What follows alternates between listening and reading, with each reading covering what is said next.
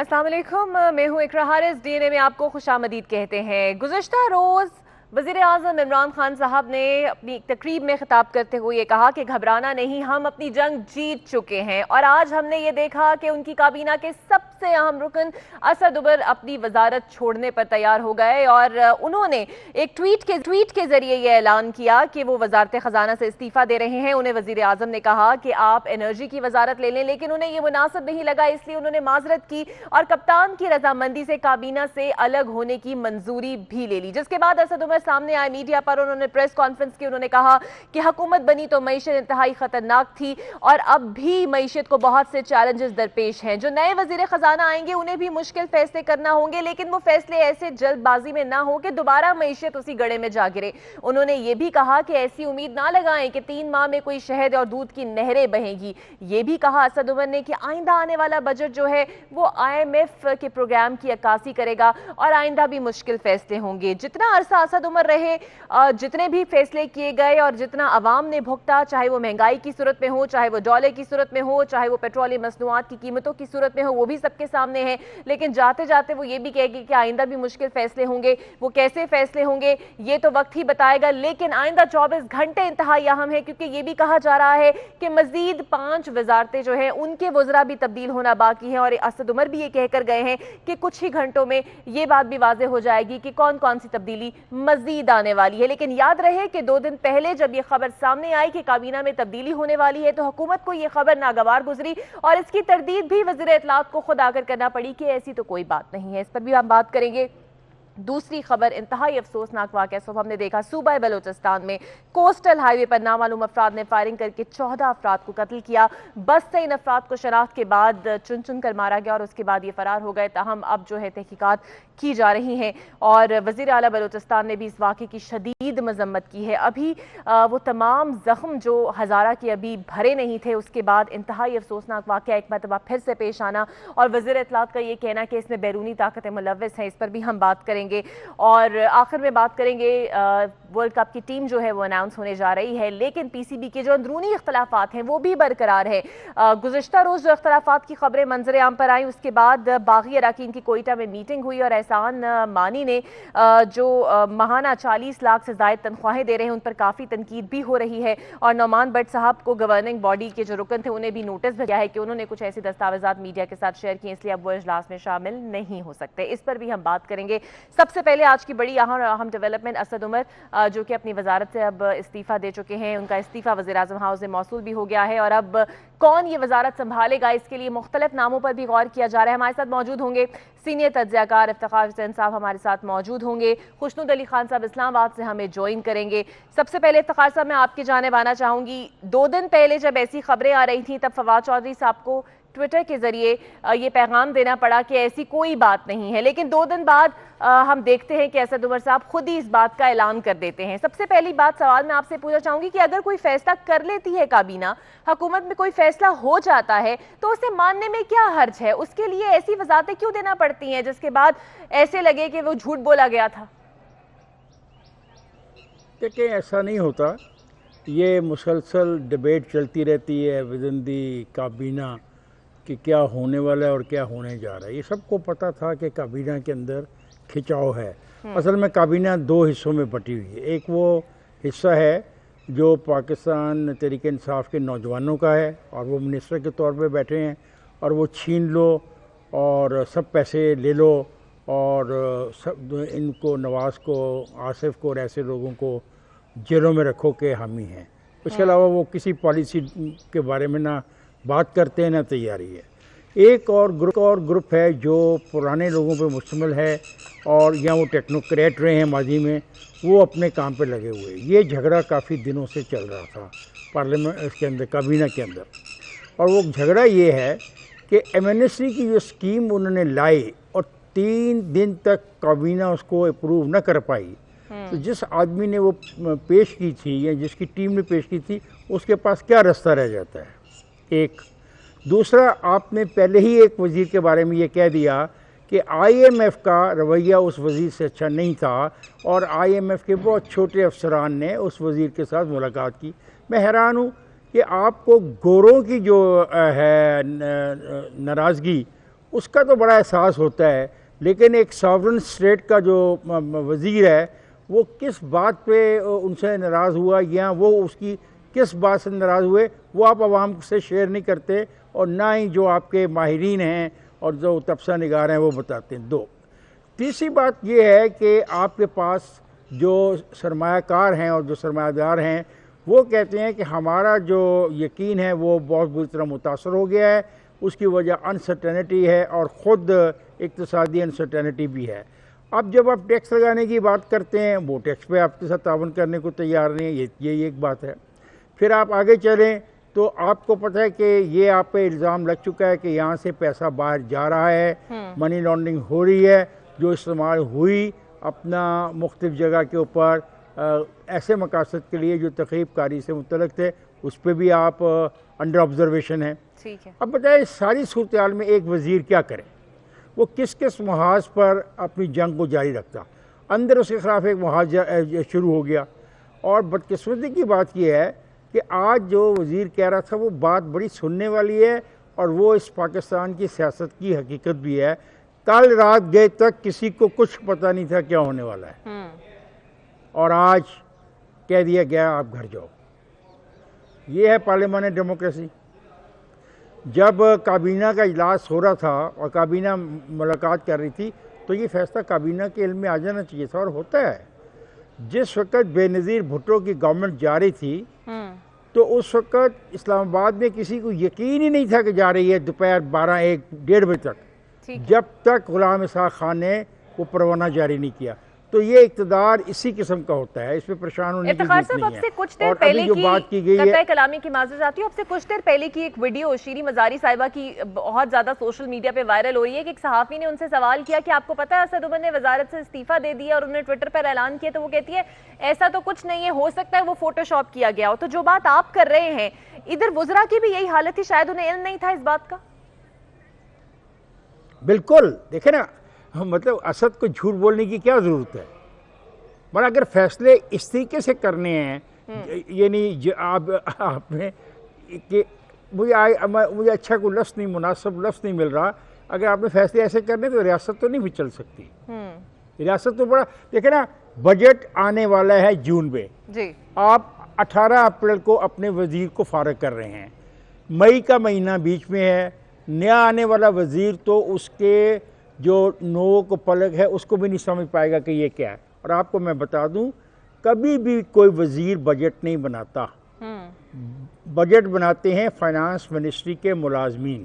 ٹھیک ہے، رول جو ہوتا ہے وزیر کا وہ یہ ہوتا ہے کہ وہ اپنی پارٹی کی جو ترجیحات ہوتی ہیں ان سے شیئر کرتا ہے اور کہتا ہے کہ آپ اس کو بجٹ میں سمولیں۔ اب اس بجٹ میں سمونے کے لیے پیسہ چاہیے، مطلب آپ چاہ رہے ہیں گھر بنانا لاکھوں کی تعداد میں، آپ نے کلیم کیا ہے کہ ہم اتنے لاکھ نوکریاں دے دیں گے۔ اب یہ لاکھوں نوکریاں اور لاکھوں جو فلیٹ بنانے ہیں تو یہ بجٹ میں سے پیسے کہیں سے آئیں گے نا؟ اچھا، جو بات آپ نے کہی ہے افتخار صاحب، جو خبریں آ رہی ہیں کہ جن کا نام لیا جا رہا تھا ان میں سے ایک نام نے معذرت کر دی، ایک کے ساتھ ملاقات لمبی ہو رہی ہے، ایسے لگ رہا ہے کہ جن لوگوں نے یہ وزارت سنبھالنی ہے وہ بھی شش و پنج کا شکار ہے کہ آیا وہ یہ وزارت سنبھالیں، کیونکہ چیلنجز بہت زیادہ ہیں۔ میں آپ کی جانب پھر آؤں گی، خوشنود صاحب ہمارے ساتھ موجود ہے۔ خوشنود صاحب، شہباز شریف صاحب نے ٹویٹ کے ذریعے یہ کہا ہے کہ پاکستانی معیشت کو تلافی نقصان پہنچایا ہے پی ٹی آئی نے، اور وزیروں کی تبدیلی سے عمران خان صاحب اس معاشی تباہی کی ذمہ داری سے نہیں بچ سکتے۔ بلاول صاحب نے بھی کم و بیش یہی بات کی، لیکن انہوں نے کہا کہ امید کرتے ہیں کہ حالات بہتر ہو جائیں۔ سوال میرا آپ سے یہ ہے کہ جب سے یہ حکومت بنی ہے کوئی سیاسی طور پر عدم استحکام سے دوچار کرنے کی اپوزیشن نے کوئی کوشش نہیں کی، لیکن ایسے لگ رہا ہے کہ حکومت اپنے اندر ہی بہت زیادہ کنفیوژن کا شکار ہے، جو اب تک ایسی ٹیم نہیں لا پائی کہ انہیں اتنی تبدیلیاں کرنی پڑ جائے، مطلب 8 ماہ کے اندر 5 وزراء آپ کے تبدیل ہو جاتے ہیں۔ بسم اللہ الرحمن الرحیم، انگنت درود و سلام جناب محمد رسول اللہ صلی اللہ علیہ وآلہ وسلم کی ذات پر، ان کے آل پر اور ان کی اولاد پر۔ دیکھیے، آپ کے سوال کا مجھے صرف اتنا جواب دینا ہے کہ بعض چیزیں ایسی ہوتی ہیں جو اپنے ہی وزن سے گر رہی ہوتی ہیں۔ یہ حکومت جو ہے، اپوزیشن ایک بار نہیں کہا انہوں نے، وہ بارہا کہہ چکے ہیں کہ ہم انہیں 5 سال دینے کو تیار ہیں بشرطے کہ یہ حکومت کریں، یہ کام کریں، لہذا اس کو چھوڑتے ہیں ایک طرف۔ پہلی بات تو یہ ہے کہ اسلام آباد میں رہنے والا کوئی جرنلسٹ یہ نہیں کہتا کہ یہ اسد عمر کا وزارت چھوڑنا اچانک تھا، بالکل نہیں تھا۔ دیکھیے، جب کوئی وزیر کسی اہم معاملے پر یا اہم ترین سکیم لے کر جاتا ہے کیبنٹ میں اور اس کے ساتھی اس پر عدم اعتماد نہیں کرتے، اس پر لڑائی کرتے ہیں، تو کیسے رہ سکتا ہے وہ وزیر؟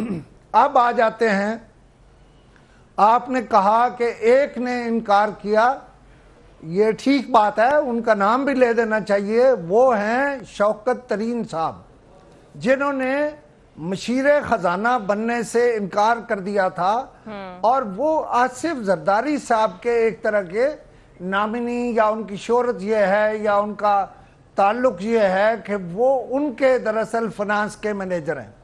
اب میں آپ کو بتا دوں، اسلام آباد میں جناب سلیمان شاہ، جناب ڈاکٹر حفیظ پاشا اور شوکت ترین صاحب کا نام تو میں نے لے لیا، اس کے علاوہ ڈاکٹر عشرت صاحب بھی ہیں جن کے نام اس وزارت کے لیے تھے۔ اگر میں غلط نہیں کہہ رہا تو غالباً فیصلہ ہو چکا ہے عمر ایوب کے حق میں۔ میں نے غالباً کا لفظ اسی لیے استعمال کیا کہ یہاں ان کا تو کوئی پتہ نہیں کس وقت بھی کوئی فیصلہ تبدیل ہو جاتا ہے۔ اور دوسرا، آپ نے کہا پہلی کھیپ میں یہ 5 تھے جنہوں نے جانا تھا، ان میں سے لگیا 4 رہ گئے۔ جی، اب میں آپ کو ایک ایسے، یہ جو پروگرام ہے یہ دراصل تھوڑا اس میں خبر بھی ہونی چاہیے، لوگوں کو فوڈ فار تھاٹ بھی ہونا چاہیے۔ میں آپ کو کہوں کہ جناب میاں منظور وٹو کا نام جی، پنجاب میں ایک اہم کردار کے لیے لیا جا رہا ہے۔ اب یہ بظاہر نہیں ہو سکتا لیکن وہ لیا جا رہا ہے۔ اب یہ بات بھی ہو رہی ہے کہ یہ پورا نظام ہی جا رہا ہے۔ اچھا، اس کی جگہ کیا ہوگا؟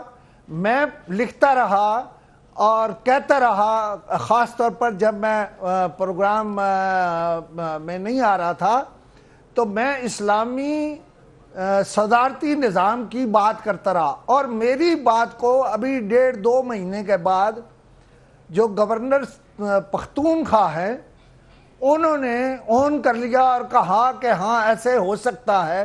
میں نے ہی ریفرینڈم والی بات بھی لکھی تھی، لہٰذا اسلام آباد میں تو بہت کچھ ہو رہا ہے۔ مثلا اب میں آپ کو ایک وزیر کا نام لے کے بتا دیتا ہوں جی، وہ وزیر ہیں جو گیس اور بجلی کے بل نہیں پڑھ سکتے یا ان کو الیبوریٹ نہیں کر سکتے، اور وہ وزیر ہیں، انہوں نے بھی جانا ہے۔ اور چلے میں نام نہیں لیتا لیکن ایک وزیر ایسے ہیں جو جناب عمران خان کی جگہ کام کر رہے ہیں، ٹھیک ہے، وزیر وہ ہیں، وہ وزیر مملکت ہیں، لیکن انہوں نے ان کا نام ایک خاتون نے ایک ویڈیو میں لے لیا ہے کہ انہوں نے اور ان کے عزیزوں نے میرے خامن کو قتل کرایا۔ تو یہ کسی کو کیا انصاف دیں گے؟ یہ ہزارہ سے کیا انصاف کریں گے؟ یہ پشاور کو کیسے دیکھیں گے؟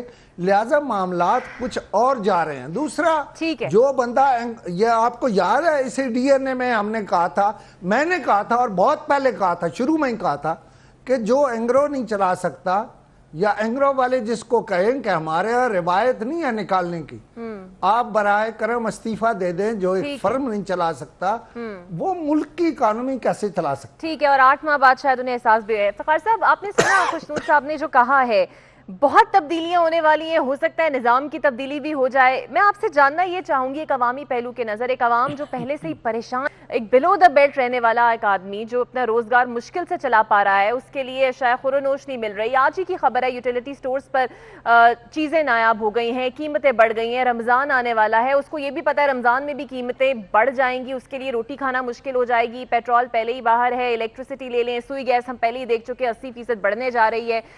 یہ جو تبدیلیاں ہیں، عوام اس تبدیلیوں کو کیسے ڈائجسٹ کرے گی؟ عوام بیچارے کیا کر سکتے ہیں؟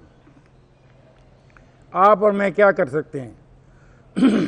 نہ آپ جلوس میں شامل ہو سکتے ہو، نہ میں ہو سکتا ہوں۔ ہم اپنے آپ کو پڑھا لکھا کہتے ہیں، ہمارا کام ہے نا کہ لوگوں کو لیڈ کریں اور اس عذاب سے نکالیں۔ دنیا میں تو ایسے ہی ہوتا ہے۔ یہ ملک سرمایہ داروں کے حوالے کر دیا گیا ہے، آج سے نہیں، 1980 کے بعد سے کر دیا گیا تھا۔ یہ جو نام لیے جا رہے ہیں اینگرو وینگرو شینگرو، یہ سب ان سرمایہ داروں کی نشاندہی ہے۔ یہ اسٹاک ایکسچینج سب سرمایہ داروں کا ہے، ملیں سرمایہ داروں کی ہیں، پانی تک سرمایہ دار بیچتے ہیں، ریئل اسٹیٹ سرمایہ دار۔ ہمارے اور آپ کو کچھ نہیں ہے، یہ نوکریاں ہیں جو ہم بچائے پھرتے ہیں، اللہ اللہ خیر صلاح۔ اور یہ نوکریاں بھی کسی کو ختم ہو جائیں گی، ریسیشن آئے گا تو یہ نوکریاں بھی اس کا نشانہ بن جائیں گی۔ یہ جو بات خوشنود کہہ رہا ہے، میں خوشنود سے 100% ایگری نہیں کرتا، ڈس ایگری کرتا ہوں۔ دیکھیں جی، پارلیمنٹ میں کسی کے پاس اتنا ووٹ اسٹرینتھ نہیں ہے کہ نظام کو بدلنے کے لیے کانسٹیٹیوشنل امینڈمنٹ کر سکے۔ جی ایک بات، ریفرینڈم کے بارے میں یہ کروایا تو جا سکتا ہے کہ ملک کا نظام کیا ہو، ٹھیک ہے، لیکن جب تک خاص طاقت کی سپورٹ نہ ہو ایسا کوئی ریفرینڈم پاکستان میں کامیاب نہیں ہوگا، کیونکہ پولیٹیکل پارٹی سپورٹ نہیں کرے گی۔ ٹھیک ہے، افتخار صاحب مجھے موقع دیجیے گا، آپ کی جانب میں واپس آؤں گی اور اس بات کو بھی آگے بڑھائیں گے اور یہ بھی دیکھیں گے کہ جو اسد عمر کہہ رہے ہیں کہ 3 ماہ میں دودھ اور شہد کی نہریں نہیں بہیں گی، مشکل فیصلے ہوں گے، وہ کیسے فیصلے ہو سکتے ہیں، لیکن ایک بریک کے بعد۔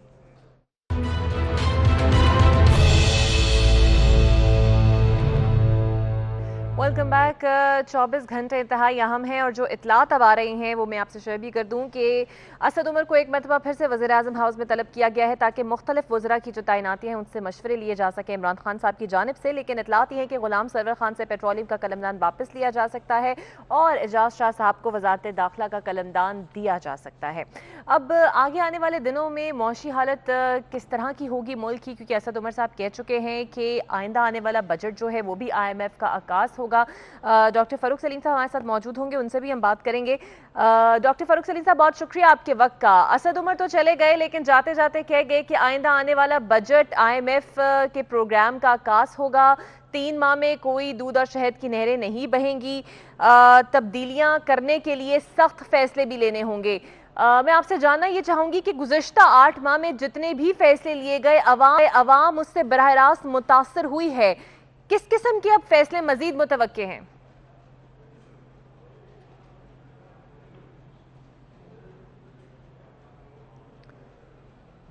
جی فاروق سلیم صاحب۔ جی میرے سے سوال کر رہی ہیں؟ جی ڈاکٹر صاحب۔ 2 بڑے سوال اٹھتے ہیں۔ پہلا سوال تو وزارت خزانہ کے حوالے سے ہے کہ وزارت خزانہ کی کارکردگی پچھلے 8-9 مہینوں میں کیسی رہی۔ یہ بڑا واضح ہو گیا کہ پالیسی سازی کا ایک سنگین شدید قسم کا فقدان رہا۔ وزیر خزانہ صاحب جو ہیں وہ اپنی ٹیم جو ہے کمپیٹنٹ قسم کی ٹیم بنانے میں بھی کامیاب نہیں ہوئے۔ 2 بڑے پریشر گروپ جو تھے، ایک تو غیر یقینی کی فضا بزنس مین کے لیے بڑی خطرناک ثابت ہوئی، بہت نقصانات ہوئے، اسٹاک مارکیٹ میں بڑے نقصانات ہوئے، اور پھر عوام کے اوپر جو مہنگائی کا طوفان ٹوٹا وہ بھی ایک پریشر پوائنٹ بن رہا تھا، اس کو ٹھیک طرح میں سمجھتا ہوں کہ ہینڈل نہیں کیا گیا۔ لیکن اس سے ایک بڑا سوال ہے، پی ٹی آئی کی حکومت کے حوالے سے سوال ہے کہ اگر پی ٹی آئی حکومت کا قابل ترین وزیر جو ہے وہ بھی کامیاب نہیں ہو پایا اور اس کو بھی رخصت کرنا پڑ گیا صرف 8 مہینے کے عرصے کے اندر، تو فیوچر کیا ہوگا، باقی وزارتوں کا کیا حال ہے، باقی وزارتوں میں کیا کچھ کیا جائے گا۔ تو یہ کافی ساری چیزیں ہیں جو سامنے رکھنی ہوں گی۔ ایک پاکستانی ہونے کے ناطے میں افسردہ بھی ہوں، کیونکہ 5 سال پیپلز پارٹی کی گورنمنٹ کے دوران جو کرپشن کا معاملہ چلا، جو مس گورننس کا ایشو چلا، پھر 5 سال PMLN کے دوران بھی ہم نے سہے، اور اب ایک قوم میں پاکستان کے اندر ایک امید کی کرن اٹھی تھی کہ نئی حکومت آئی ہے اور بہت ساری تبدیلیاں آئیں گی۔ وہ تبدیلیاں جو ہیں وہ پوری امید کی کرن جو ہے وہ بلیک ہوتی ہوئی نظر آ رہی ہے، اور بہت سارے وعدے جو کیے گئے وہ پورے نہ ہو پائے۔ اب دیکھنا یہ ہے کہ کون صاحب آتے ہیں وزارت خزانہ کا قلمدان سنبھالنے. کیا وہ پارلیمانی پارٹی کے اندر سے کسی کو لایا جاتا ہے یا کوئی ٹیکنوکریٹ آ کے اس چیز کو سنبھالتے ہیں اور پھر دوبارہ سے ملک کی معیشت جو ہے اس کو ٹریک کے اوپر کس طرح ڈالا جائے گا. اچھا ڈاکٹر صاحب، میں آپ سے یہ بھی جاننا چاہوں گی، آپ بھی اس حکومت کا کچھ حصہ تو رہے ہیں، مشیر رہے ہیں یا نہیں رہے ہیں، لیکن آپ کے خیال میں اسد عمر رائٹ چوائس تھے اس پوزیشن کے لیے؟ دیکھیے، ایک شخص جس کا ہمیں پتا تھا 2 سال الیکشن سے پہلے بھی پتا تھا کہ جو وزارت خزانہ کا قلمدان ہے وہ انہی کو دیا جائے گا. 2 ایشو آتے ہیں کسی کو ایک جاب دینے میں، ایک تو تجربہ اور دوسرا کمپیٹنس یعنی کہ اس کی اہلیت. تو تجربہ تو ہم سب جانتے تھے کہ اس قسم کی پوسٹ کا اسد عمر صاحب کو نہیں ہے. کمپیٹنس کا سوال تھا اور اس وقت سبھی جگہ جو سمجھا جا رہا تھا کہ ہی از اے کمپیٹنٹ پرسن اور یہ کر پائیں گے. اب نتیجہ یہ نکلا کہ نہ تو تجربہ تھا اور کمپیٹنس جو ہے وہ بھی اس قابل نہیں تھی جس طرح اسد عمر صاحب نے اپنے پیش کیا تھا، جس طرح انہوں نے اپنے آپ کو یعنی کہ تجربہ نہیں تھا، کمپیٹنس نہیں تھی. بہت شکریہ ڈاکٹر فاروق سلیم صاحب آپ کے وقت. یہاں پہ ایک بریک لیتے ہیں اور بریک کے بعد آتے ہیں.